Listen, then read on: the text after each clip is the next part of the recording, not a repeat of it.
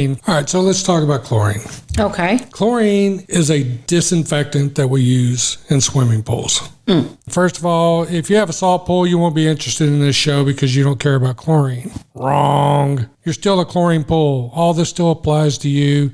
If you're a salt pool, you're a chlorine pool. So don't turn it off because you don't think it applies to you. Okay, so now I'm curious. You have to tell me why. Because I'm a salt pool. Tell me why. A salt pool is still a chlorine pool. It just happens to manufacture all or most of its own chlorine from salt, because salt is sodium chloride. So a salt pool makes chlorine from sodium chloride. You still have to balance it. You still have everything that affects a normal chlorine pool affects a salt chlorine pool, as far as, shocking, combined chlorines and all this other stuff we're going to talk about. It still applies to you if you're a salt pool, because what keeps your salt pool safe is chlorine.